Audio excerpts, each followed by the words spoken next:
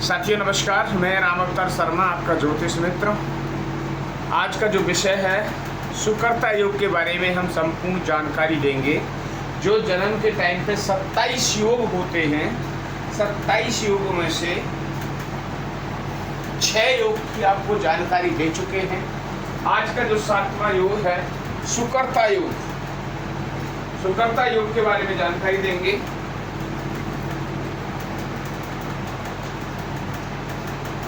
उससे पहले श्री गणेश जी के चरणों में वंदना करेंगे, माँ सरस्वती के चरणों में वंदना करेंगे, भगवान श्री राधा कृष्ण के चरणों में वंदना करेंगे।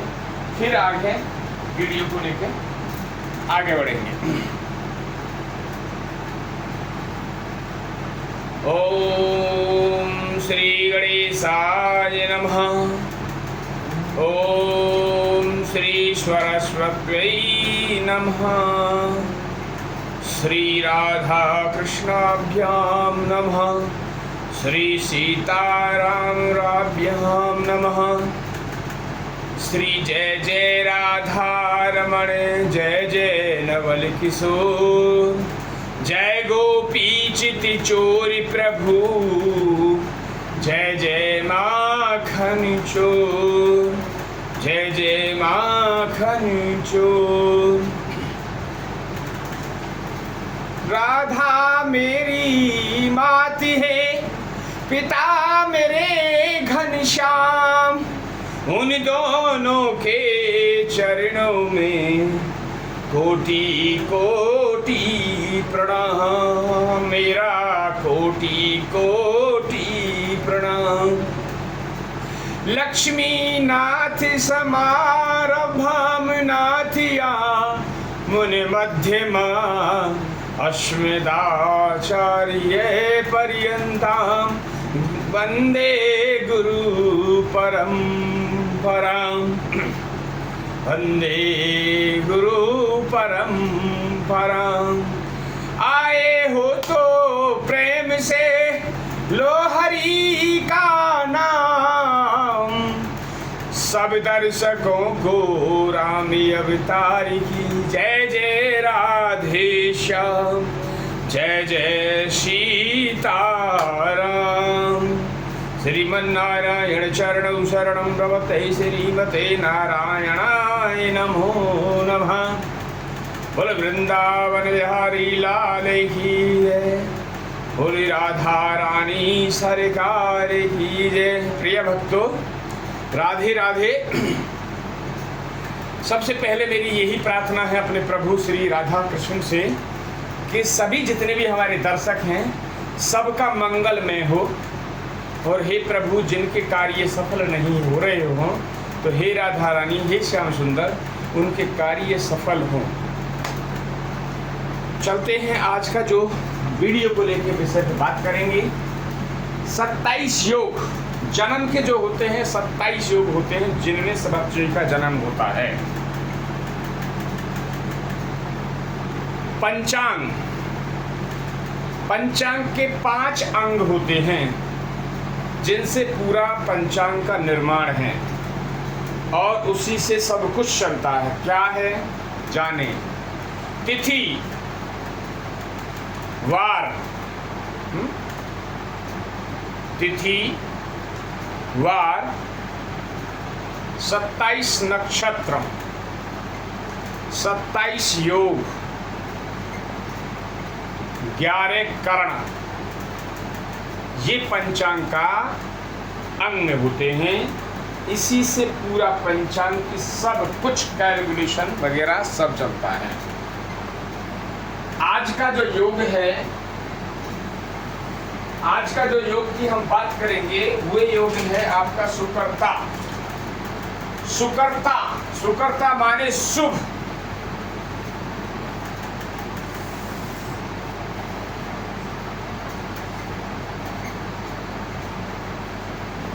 सुकर्ता योग की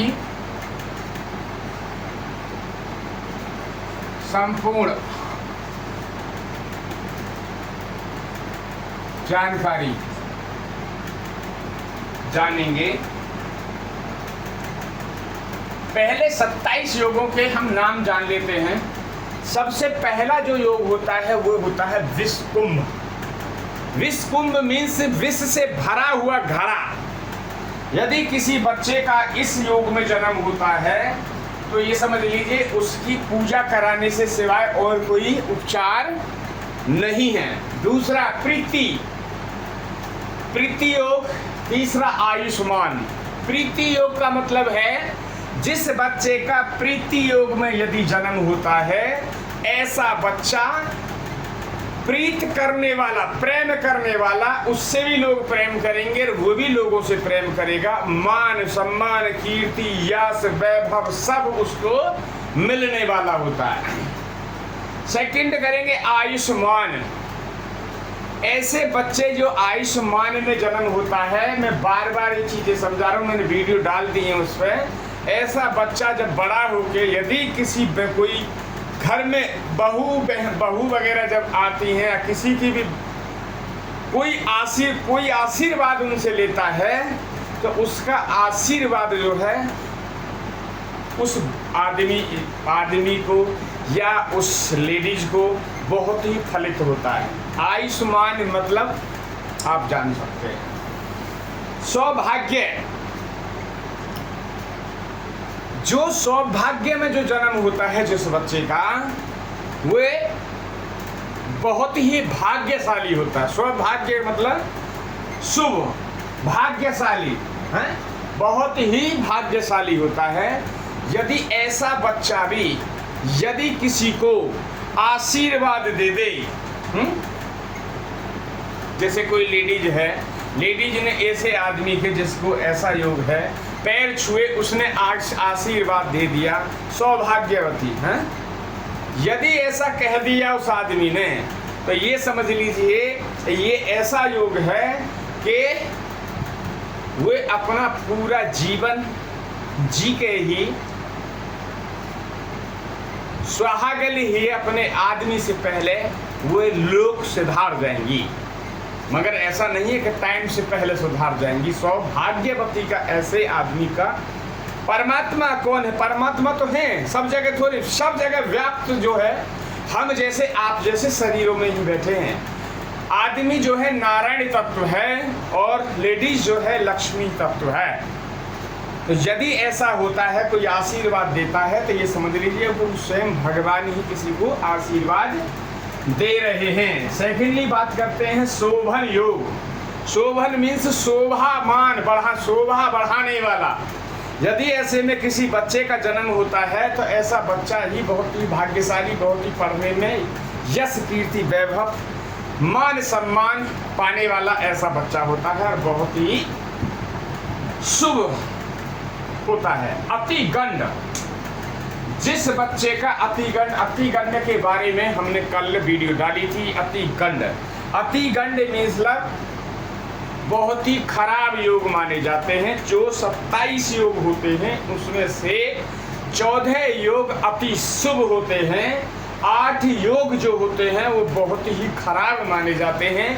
यदि उनकी टाइम पे पूजा ना कराई, क्योंकि मैं तो देखता हूँ करीबन 8 से 10, 15, 20 कुंडली पर डे ऐसी देखता हूँ कि जिसमें से 5-7 कुंडली तो ऐसी ही निकलती हैं और वो बहुत ही लोग ज़्यादा प्रभावित हैं, परेशान हैं।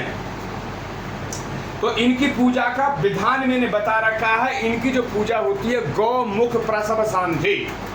गौ माने गाय, मुख माने मुख, प्रसव माने डिलीवरी, बच्चे का गाय के मुख से दोबारा जन्म कराना, इसी को कहते हैं गौ मुख प्रसव शांति।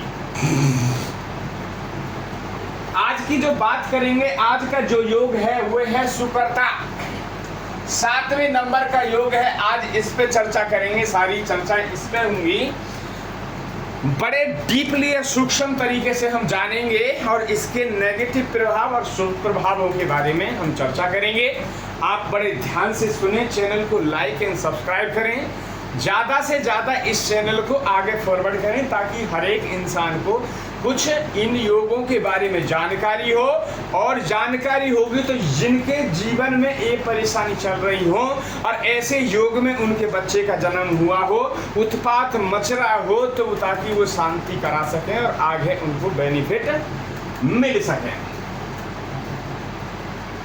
तो सुकरता के आगे चलेंगे धरती योग, फिर 9वें नंबर का शूल योग, फिर गंड योग, वृद्धि योग, ध्रुव योग, व्याघात योग, हर्षण योग, वज्र योग, सिद्धि योग, वतिपात योग, वरियान योग। ये 1 बाय 1 करके हम देते रहेंगे और इनकी जानकारी आपको देते रहेंगे। परिग्रह योग, शिव योग, सिद्धि योग, साध्य योग, शुभ योग, शुक्ल योग, ब्रह्म, इंद्र और वैग्रहति। अब आप जान लें कि ये जो पूरा 27 योग लिखे इसमें मेंशन है, तो इसमें जो रेड मार्क हैं, जो रेड मार्कर से लिखे हुए हैं, ये जो है अशुभ योग हैं। 8 जो है अशुभ हैं, और जहां ये टिक ग्रीन मारे हुए हैं ये आपके 14 योग हैं। जहां पे ग्रीन से टिक लगा हुआ है वो 14 योग हैं। और जिन पे 5 ऐसे हैं कि जिन पे कोई टिक नहीं लगा है, जैसे परिग्रह, ब्रज, ये हर्ष, ध्रुव, तो इंद्र, ये जो है, और वरियान, ये जो योग हैं 5 हैं, जो ये मध्यम हैं, ना इनका शुभ है और ना ही इनका अशुभ योग है। ना ज़्यादा ये आपको परेशान करेंगे और ना ज़्यादा आपको फल देंगे। ये हमने बात करी आज 27 योगों की नामों की संपूर्ण जानकारी आपको देते हुए आगे चलेंगे हम सुकरता योग के लिए। सुकरता मीन्स मतलब बहुत ही अच्छा योग माना जाता है। यदि ऐसे में कोई भी शुभ कार्य हम करते हैं तो ऐसे में बहुत ही अति शुभ होता है। जैसे सगाई यदि आपको करनी है, अपने बच्चे की सगाई करनी है, तो सुकरता योग में आप करते हैं तो बहुत ही शुभ माना जाएगा। विवाह यदि विवाह करना है और सुकरता योग में आपको विवाह करना तो बहुत ही अति शुभ है। मकान का आपको गृह प्रवेश करना है या मकान का आप निर्माण करना चाह रहे हो, उस समय आपका मकान का नींव का उद्घाटन मुहूर्त है। जैसे बच्चे का गर्भाधान, ऐसे ही आपके नींव रखी जा रही है मकान की। मकान की जब भी आप नींव वगैरह रखाएं तो किसी अच्छे ब्राह्मण से, कर्मकांडी से आप अपने मकान का योग दिखाएं, और योग दिखाने के बाद में फिर उसके बाद में नींव रखें। है पता चला चर राशि में आपका मुहूर्त निकाल दिया किसी ने। है आप कहेंगे देखिए, आप मकान बनवाते हैं, पहले मकान वैसे ही बनवा देते थे जो मिस्त्री बना देता था। हाँ, इधर कमरे हैं, इधर बरांडा है, इधर ये है, इधर वो है, आप मकान बना देते हैं। बट आज की डेट में आपके जितने भी मकान बन रहे हैं वे आर्किटेक्ट नक्शा बना रहे हैं और नक्शे के अकॉर्डिंग मकान बनाए जा रहे हैं। तो ये जो है समय डे बाय डे चेंज हो रहा है। तो ऐसे ही आप अच्छे देखिए, मकान में आप 10-20 लाख रुपए लगा रहे हैं मकान में। पता चला किसी ब्राह्मण ने आपके मकान का नींव को जो है वो रिक्ता और चर राशि में डाल दिया, तो मकान तो बना लेंगे मगर मकान बनाने के बाद में कुछ दिन बाद रहेंगे और फिर आगे चलते बनेंगे। मकान में आप कितना भी पैसा धन ले आएंगे, जो रिक्ता में आपने नींव रख दी तो मकान तो आपका बन जाएगा, रहेंगे भी, मगर जान लीजिए कि चाहे आप 10 लाख रुपए क्यों ना ले आए मकान में, वो आपका खाली ही रहेगा। है? कभी भी मकान का जो उद्घाटन करें तो पूर्ण सब चीज की वहां में सुख सुविधा हो, संपन्न हो, ऐसे उसमें आप मुहूर्त कराएं। मकान का जो है स्थित राशि में स्थित राशि में आप मकान का गृह प्रवेश उद्घाटन वगैरह करें।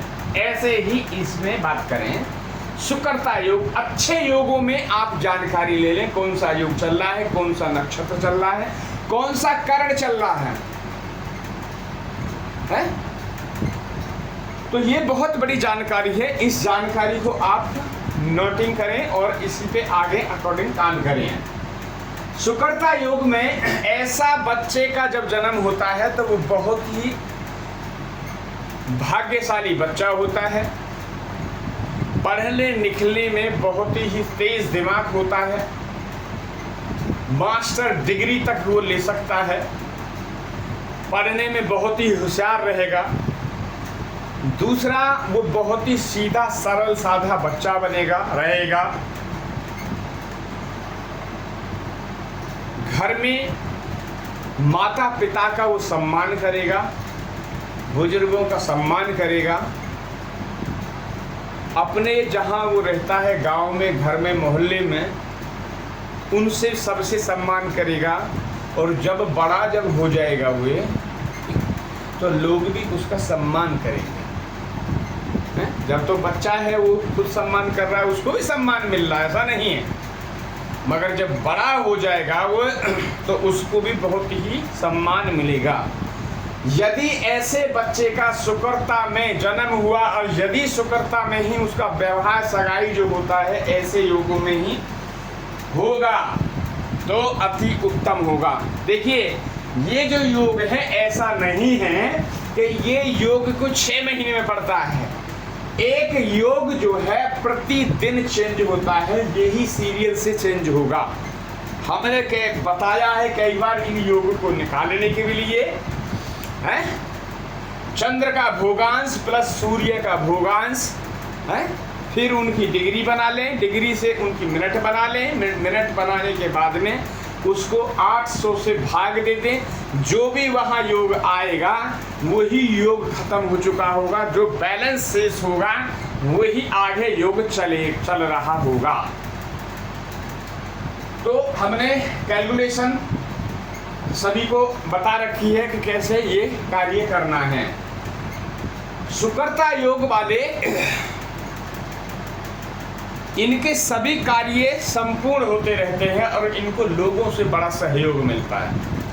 ये जो टीचर वगैरह भी जो होते हैं, टीचर वगैरह भी इनसे अति प्यार करते हैं। आपने देखा होगा कि क्लास में 60 बच्चे होते हैं, 70 बच्चे होते हैं, मगर उसमें से 1-2 बच्चे ही ऐसे होते हैं कि जिनको जितने भी टीचर पढ़ाने के लिए आते हैं सबसे ज़्यादा प्यार एक दो बच्चे से ही करते हैं। तो वो ऐसे योग होते हैं। दूसरा, ऐसे बंदे को कभी भी कोई मान हानि का कोई भी सामना करने को नहीं मिलेगा। ये बहुत ही संस्कारी धार्मिक प्रगति का होगा, है? पूजा पाठ करने वाला होगा। ऐसे बच्चे को, जैसे आज के बच्चे हैं मोबाइल वगैरह पे देखते हैं, यूट्यूब वगैरह पे वीडियो वगैरह देखते हैं, मगर ऐसा देखिए विष कुंभ योग वाला जो बच्चा होगा वे आपकी गलत वीडियो देखेगा, है? गलत वीडियो देखेगा। और जो ये सुकरता योग वाला जो बच्चा होगा वो वीडियो तो देखेगा, पिक्चर तो देखेगा, मगर वो धार्मिक पिक्चर देखेगा, धार्मिक वीडियो देखेगा। इसे पूजा पाठ से इसको बहुत ज़्यादा इसको लगाव भी रहेगा। ठीक है, बाद बाकी जो बात करते हैं अभी, ये जो 8 योग जो है, 8 योग, इनकी यदि आपका बच्चा किसी का जन्म हुआ है इन योगों में, विषकुंभ योग, अतिगंड योग, भक्ति योग, शूल योग, अव्याघात योग और वतिपात योग और आपका वैघ्रति, इस योगों में यदि आपके बच्चे का जन्म हुआ है तो इसका विधान आप सुन लें, क्योंकि मैं बार बार वीडियो में सब चीज़ बताता हूँ। जो अशुभ योग हैं इनका जो है पूजा का जो विधान है वो अपने जगह से, जन्म स्थान से जहां आप रह रहे हैं वहां से कम 15 से 20 किलोमीटर दूरी जाएं। वहां पे कोई मंदिर वगैरह देखें आप जहां भगवान शंकर का मंदिर हो या माता दुर्गा का मंदिर हो, अच्छे कर्मकांडी ब्राह्मण से वहाँ बात कर लें तो मंदिर पे होंगे, या आप अपने साथ ले जाएं। तो जो वहाँ मंदिर में पूजा करेंगे तो पहले पुजारी से बात जरूर कर लेंगे कि हम ये चीज़ की पूजा कराएं। यदि आप इस लायक हैं, आप कर सकते हैं तो आप कर दीजिए, नहीं तो हम अपना ब्राह्मण लेके आएंगे और यहाँ पूजा कराएंगे। जो आपको 100, 200, 400, 500 रुपये आपको देने होगा, फीस वगैरह लगती है, कटती है, जो कहीं रसीद कट जाती है तो वे आप दे के हम करा देंगे। तो वहाँ पे जो साधु संत रह रहे होंगे या ब्राह्मण रह रहे होंगे तो इस चीज़ की परमिशन आपको दे देंगे, तो फिर आप ये कार्य कर सकते हैं। सबसे पहले वहाँ पे जो एक गाय का अरेंजमेंट भी कराना होगा। गाय का जब अरेंजमेंट होगा तो गाय को वहाँ पे जब लाई जाएगी मंदिर पे तो गाय का विधिवत पूर्वक स्वागत, अभिनंदन उनका गाय का करेंगे। प्रॉपर तिलक वगैरह मंत्रों के उच्चारण के साथ में उनका वेलकम स्वागत होगा और फूल माला वगैरह गाय माता को पहनाई जाएंगी। उसके बाद जो होगा पूरा विधान, वहाँ पे जो है 9 ग्रह की चौकी वगैरह, वेदी वगैरह बनी होंगी, 27 ग्रहों की वेदी बनी होंगी, आपके कलश रखा होगा, आपके गौरी गणेश की पूजा होगी और माता लक्ष्मी नारायण की पूजा होगी वहाँ पे, और प्रभु श्री राधा कृष्ण की पूजा होगी, तो भगवान शंकर की पूजा होगी। तो वहाँ सभी ग्रहों की जो है वहाँ पूजा होगी। एक बड़ा बर्तन भी ले जाएं, भगोना, 2-4 बर्तन अपने साथ लेके जाएं। एक बर्तन में जो है आपका 2-3 किलो गेहूँ, 2-3 किलो आपको ज्वार बाजरा ये सब चीज़ को आप किसी बर्तन में वहाँ उबाल लें, गुड़ डाल दें ताकि वो गाय खाएगी तो आराम से वो खा पाए। उसके बाद सूप देखा होगा, सुपड़ा, जो अनाज को फटका जाता है, कहीं सूप बोलते हैं, कहीं सुपड़ा बोलते हैं, हाँ? एक वो भी आप अरेंजमेंट रखें। दूसरा एक मटकी का गगरा, मैंने कल के वीडियो में वो दिखाया था, उसका डेमो दिखाया था, तो उसी तरफ से उसमें जो है एक कुम्हार से मटकी ले लें, जो कच्चे घड़े होते हैं उनमें 27 सुराख रखें। जब बच्चा आपका पूजा प्रॉपर वेदी वगैरह की पूजा हो जाएगी, उसके बाद में आपके बच्चे को, छोटा बच्चा है, इसकी जो पूजा, इन योगों की जो पूजा होती है वो पहले साल में होती है जब बच्चे का जन्म होता है। उसके बाद जो है आपकी 15 साल में फिर दोबारा पूजा होती है, तो फिर वो सदा के लिए उस योग का नेगेटिव ऊर्जा प्रॉपर खत्म हो जाती है। हमने जो अनाज जो उबाला था गाय गौ माता के लिए, पूजा वगैरह कराई, उसके बाद में छोटा बच्चा है उसको सूप जो बोला हमने, सूप बोला, अभी दिखाएंगे हम, एक वीडियो और दिखा देंगे। उसमें सूप में आप कपड़ा बिछाएंगे, थोड़ा सा बच्चे पे भी लपेटेंगे और उस सूप में अनाज जो उबला हुआ है उसको भर देंगे। भरने के बाद में थोड़ा सा बच्चे के ऊपर भी डाल देंगे ताकि गौ माता जो है खाएं, और खाने के बाद में वो बच्चे को जीभ से चाटें। जब जीभ से चाटेंगी तो इसी को कहते हैं। नहीं तो आप जैसे गाय खा रही हैं तो गाय के मुख के आगे बच्चे को थोड़ा सा करिए तो वो चाटेगी गाय। इतनी गौ माता भी बड़ी ही वो हैं। इनके हम गौ माता का बताएंगे, इनको वेद पुराणों में लिखा हुआ है, ब्रह्म वेद पुराण में लिखा हुआ है कि गौ माता की क्या वैल्यू है। समस्त 33 कोटि देवी देवता वास करते हैं। थोड़ा सा सुन लें। गौ माता का जो मुख होता है, गौ माता के अंदर में जो मुख होता है, मुख में 4 वेदों का वास होता है, 4 वेद। गौ माता की जो जिह्वा पे होती है माँ सरस्वती का वास होता है, वहाँ गौ माता की जो जीभ होगी उसमें माता सरस्वती का वास होगा। दूसरा जो गौ माता के जो सींग होंगे, एक सींग में जो वास होगा भगवान शंकर का वास होगा और एक में जो वास होगा भगवान श्री विष्णु का वास होगा। गाय के दोनों सींगों के जो बीच में भाग है, यहाँ पे इंद्र का भाग होगा, इंद्र। गौ माता का जो मस्तिष्क से जहाँ मेरा टीका लगा है रेड वाला, यहाँ जो होगा गौ माता का, यहाँ ब्रह्मा जी का वास होगा। किसका वास होगा? ब्रह्मा जी का वास होगा। एक आँख में सूर्य का वास होगा, एक आँख में चंद्रमा का वास होगा। तो गौ माता की ये दोनों जो कान होंगे, ये कान जो है अश्विनी कुमार हैं, देवताओं के डॉक्टर भी हैं, ये देवताओं के अश्विनी कुमार डॉक्टर हैं। दोनों कानों में उनका वास रहेगा। दांतों में गरुड़देव, दांतों में गरुड़देव का वास रहेगा। तो ये एक गौ के पूरे मुख की बात करते हैं। तो ये है सभी देवता जो मेन देवता हैं, वो आगे जाके अग्रभाग में मुख पे विराजमान रहते हैं। और जब गौ माता चाटेगी तो जितने भी उसके नेगेटिव प्रभाव हैं वो सबको चाट के खत्म कर देगी। जैसे गौ माता एक बच्चे को जन्म देती है तो उस बच्चे की ताकत नहीं होती है कि वो खुद से साफ हो जाए, मगर हाँ, गौ माता जब वो बच्चे का जब जन्म होता है, गौ माता जब अपने बच्चे को जन्म देती है तो अपनी जिह्वा से चाट के उस बच्चे को निर्मल बना देती है, निर्मल बना देती है। तो ये है गौ की महिमा। ऐसे करेंगे, करने के बाद में फिर चाट लेंगे, फिर उसके बच्चे को जो हमारे पास में घड़ा था, घड़े में जो 27 सुराख हैं, बच्चे को नीचे लिटाएंगे या बिठाएंगे। बिठाने के बाद में ऊपर बच्चे के चांद पे, जैसे आप अपने घर में शावर चला कर नहाते हैं, ऐसे ही उन खड्डों में से, गगरे में से खड्डे जो 27 किए हैं उनमें से पानी झरता रहेगा। 27 औषधियों का होगा वो पानी।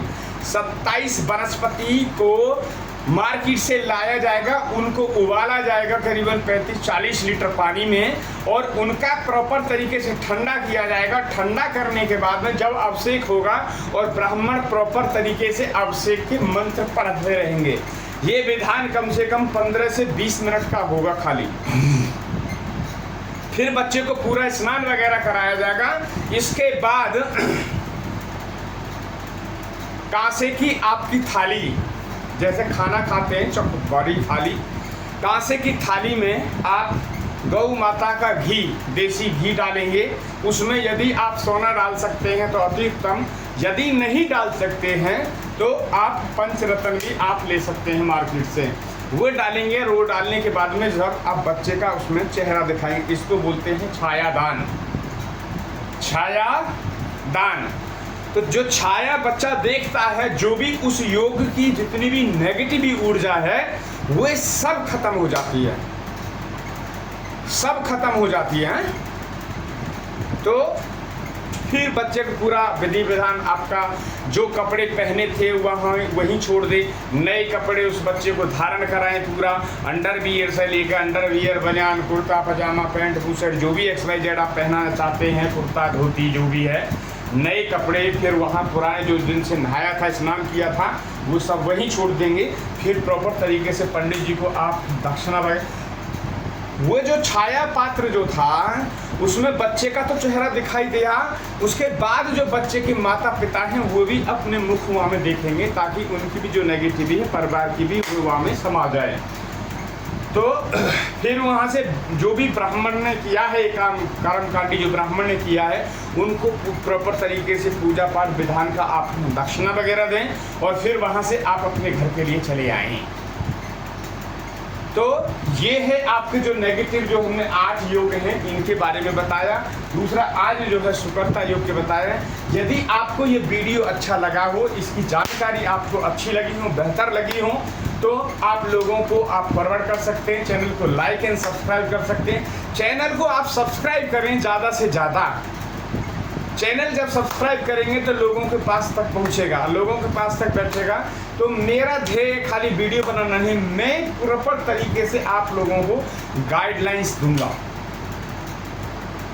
तो आज का यही हम अपनी बारी को विराम देते हैं। यदि जो आपको ये वीडियो अच्छा लगा हो तो जुड़ने के लिए आपको धन्यवाद। आज के लिए राधे राधे, जय श्रीमन नारायण।